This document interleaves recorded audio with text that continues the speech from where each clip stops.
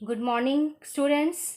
Today we explain accountancy chapter number 2, goodwill nature and valuation.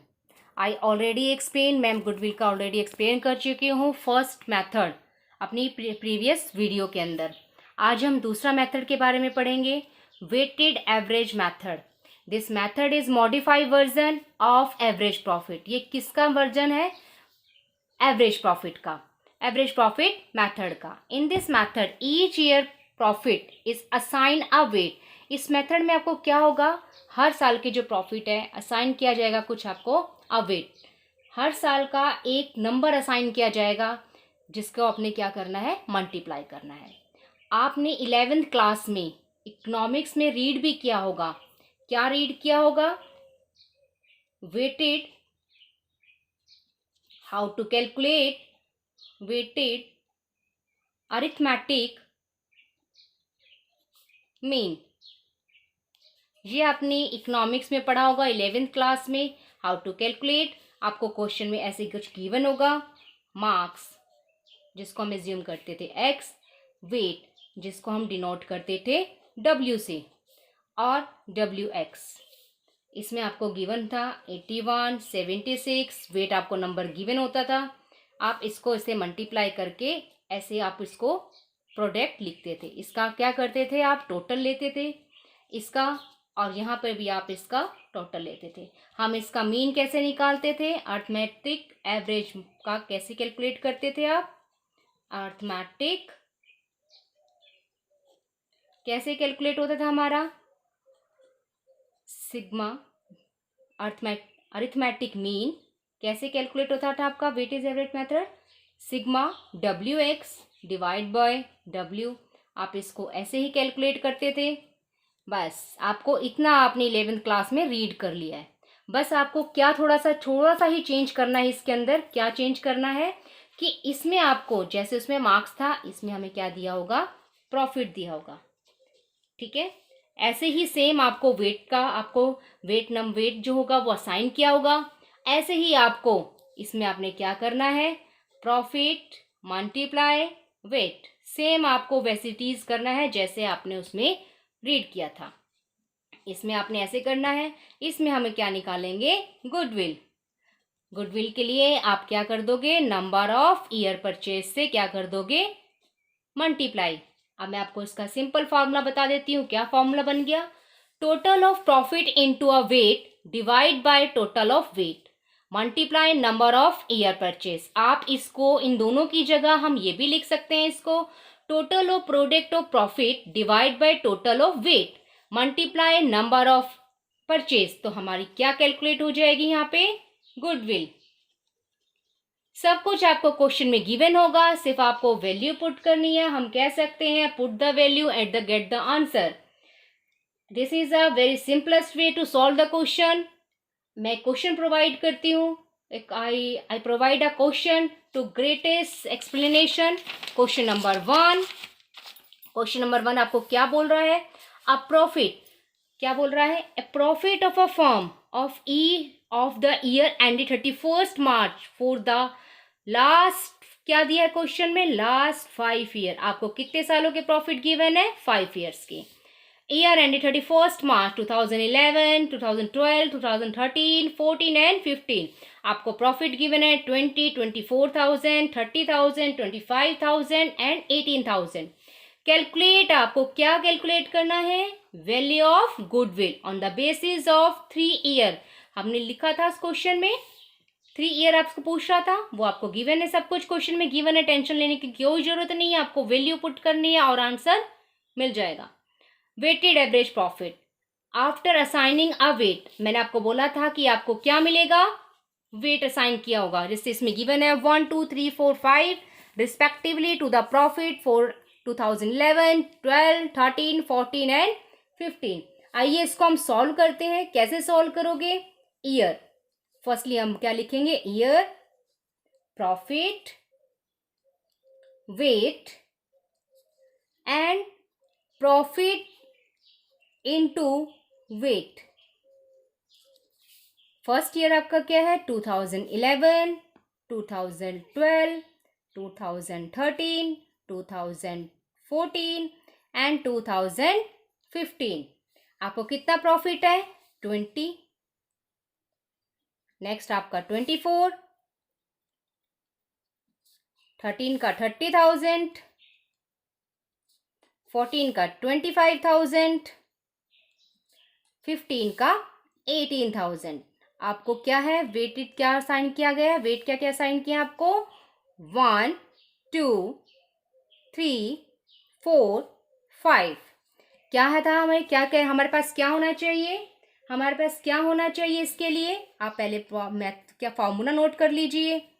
Weighted average profit क्या था इसका formula, total of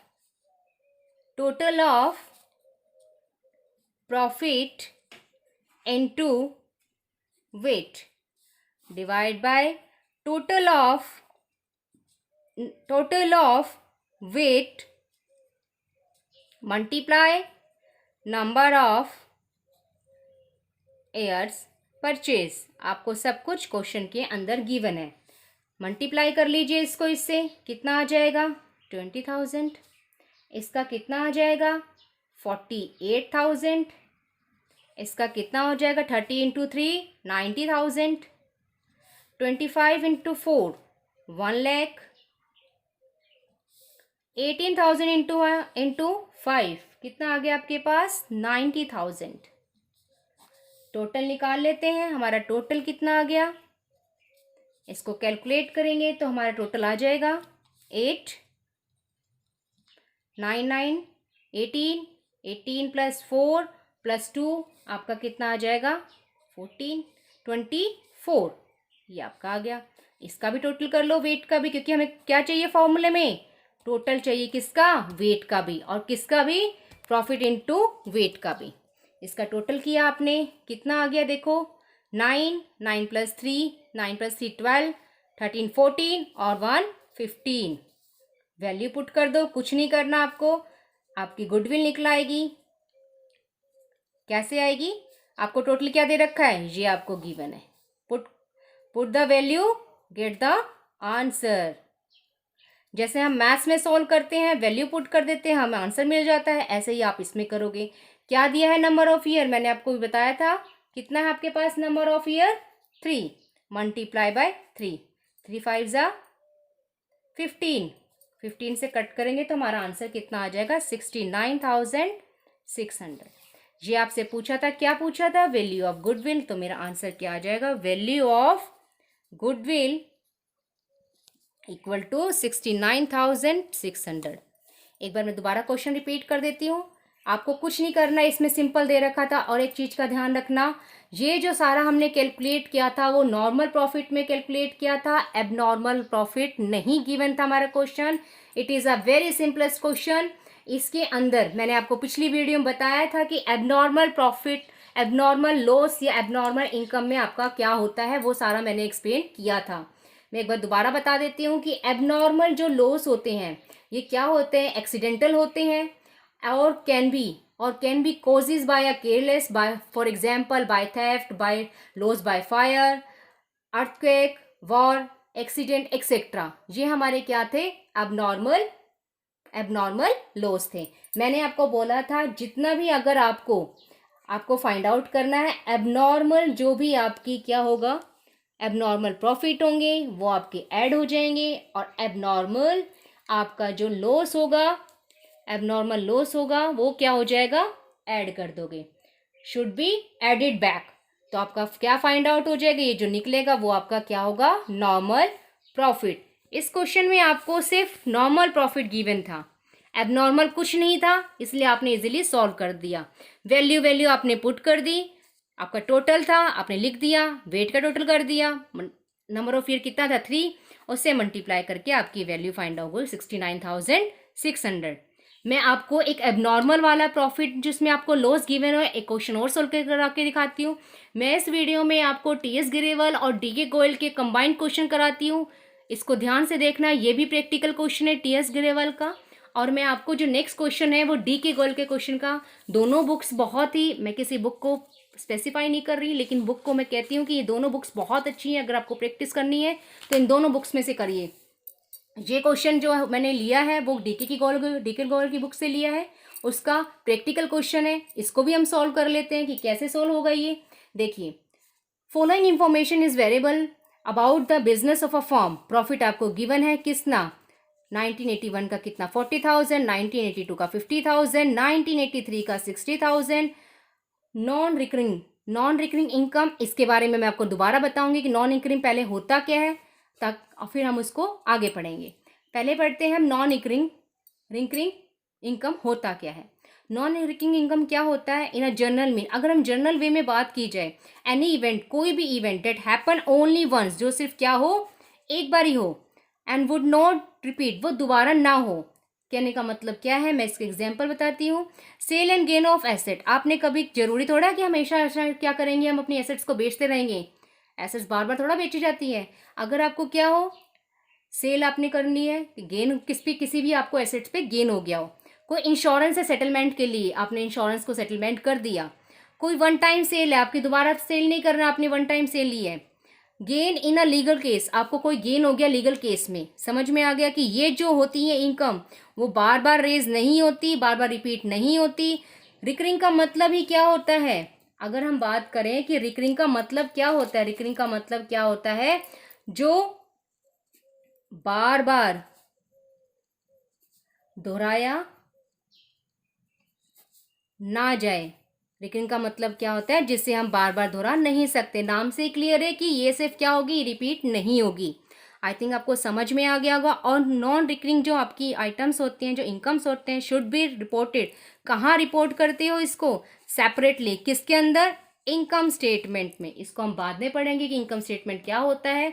आगे हम चलते हैं। आगे हमारे पास क्या दे रखा है, recurring for ₹4,000 is including in a profit for 1982. Profit of 1981 have been reduced by 6,000 because goods were destroyed by fire. Goods have not been insured, but it is thought to insure them in a future. Future में insure हो जाएंगे ये. The insurance premium is estimated at ₹400 per year. Reasonable remuneration of proprietor of business ₹6,000 per year. But it has not been taken in account for calculation of above mentioned profit. Profit of 1983, इसमें आपको कितना दे रखा है, income on statement. Goodwill is agreed to be valued at, कितना दिया आपको, number of 2 purchase year. और वेटेड एवरेज प्रॉफिट निकालना है आपको कितने साल के प्रॉफिट दे रखे हैं, 3 ईयर्स के। कौन कौन से दिए हुए हैं आपको, 1981 में 1, 1982 में 2, 1983 में 3। चलिए इस क्वेश्चन को सॉल्व कर लेते हैं। आपको थिंक समझ में आ गया होगा कि अब इसको हम प्रैक्टिकली कैसे सॉल्व करते हैं। आपको समझ में आ गया कि जो आपका प्रॉफिट है, ये प्रॉफिट कितना है 1981 का, तो ये आपका प्रॉफिट है, तो इसको हम क्या कर देंगे, less.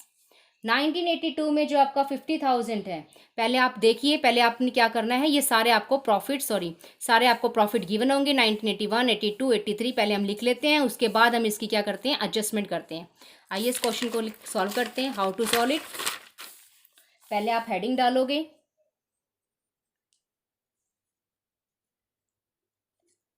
Calculation of adjusted profit. पहले आपको जो दे रखा है उसको लिख लीजिए, हमें कौन कौन से साल के प्रॉफिट गिवन है। देखिए 1981 का प्रॉफिट है, 1982 का प्रॉफिट गिवन है, 1983 का प्रॉफिट गिवन है। कितना कितना दे रखा था, मैंने आपको बताया है 40,000 एंड 50,000 एंड 60,000 आपको क्या होगा, गिवन होगा। इसमें हमने एक बात की थी नॉन रिकरिंग इनकम की, तो आपने वो क्या कर देना है, उसको इनकम है लेस कर देंगे।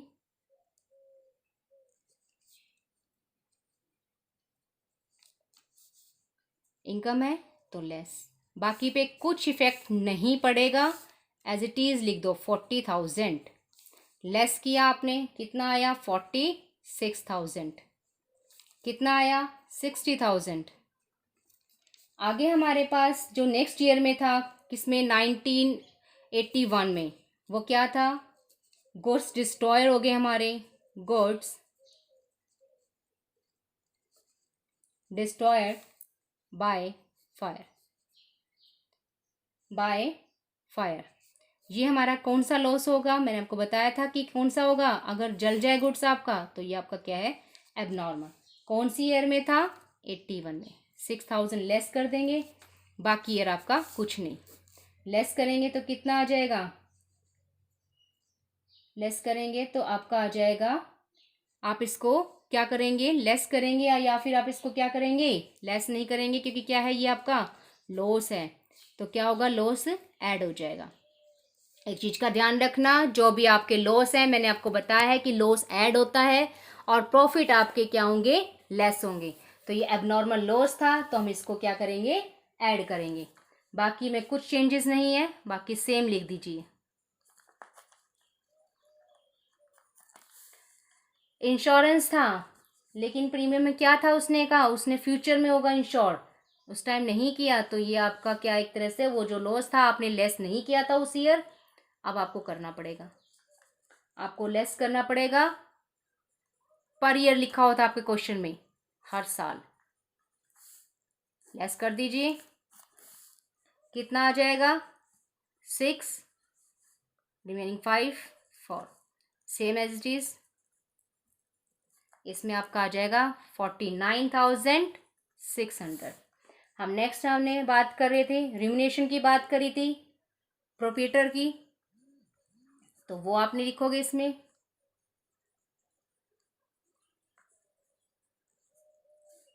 रिम्यूनेशन द प्रोप्राइटर, उसकी भी सैलरी थी।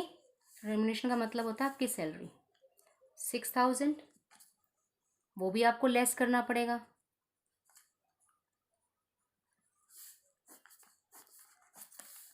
कितना आ गया आपको, इसको लेस करोगे तो आपका आ जाएगा 39,600, 39,600, 53,600। लास्ट में हमारे पास एक इनकम थी, income on investment, income on investment क्या हो जाएगी, इनकम है आपकी, मैंने आपको बोला था कि जो लॉस होगा वो ऐड हो जाएगा और इनकम क्या हो जाएगी, इनकम क्या हो जाएगी आपकी, लेस हो जाएगी, ये ऐड हो जाएगा। ठीक है, ये आपका कितना आ गया, 39,600, 39,600, ये आपका आ जाएगा 48,600। ओके, करें क्वेश्चन, कैलकुलेट करें हम अपना calculation of weighted average profit. क्या क्या गिवन है, जैसे आपको गिवन है वैसे, जैसे ने प्रीवियस क्वेश्चन में किया था, एज इट इज आपको जो जो चाहिए आपको वैल्यू मिल जाएगी।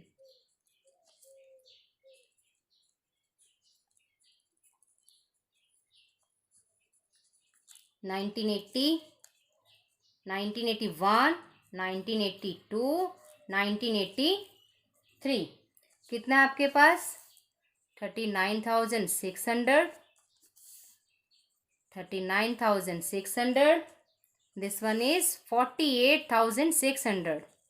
वेट आपको असाइन किए हुआ था 1, 2 एंड 3, मल्टीप्लाई करिए इन दोनों को आपस में।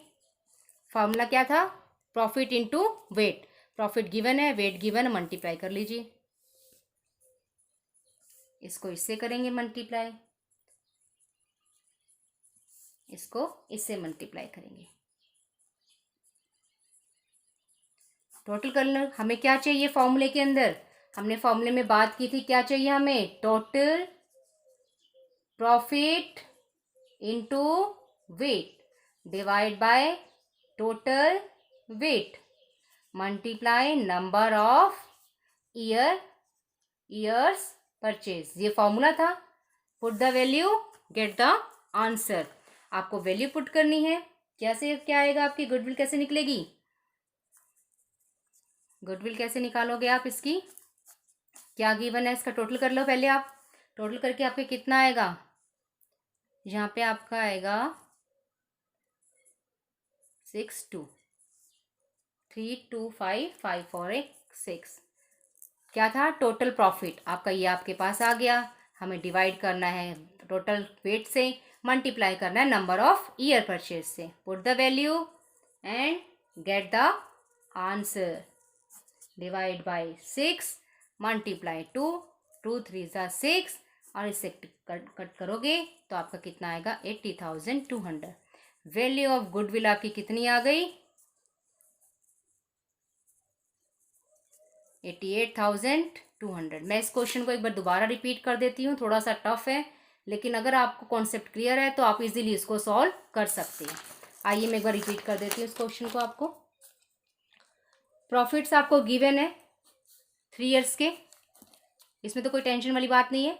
नॉन रिकरिंग इनकम है, आपको पता है नॉन रिकरिंग इनकम है। इनकम मैंने ये कौन से थे, क्या का होगा, ये लेस हो जाएगा, ठीक है। इज इंक्लूडिंग प्रॉफिट फॉर, किस में इंक्लूड था, 1982 में। 82 बार जो ईयर है उसमें से लेस कर दिया था मैंने।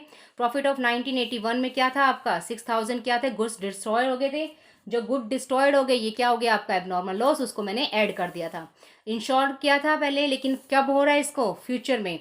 तो अब इंश्योरेंस प्रीमियम का जो अमाउंट था क्या था पर ईयर, हर साल आपको क्या कर देना है इसको 400 को लेस, मतलब कि तीनों ईयर 1981 में, 82 में और 83 में लेस कर देना है।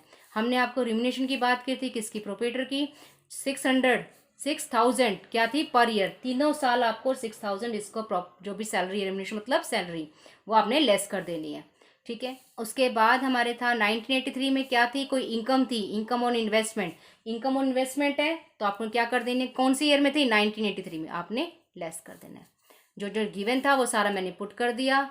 आई hope so you understand my what I am saying to you. I think आपने इससे गेन किया होगा कुछ। धन्यवाद, नेक्स्ट वीडियो में मिलते हैं।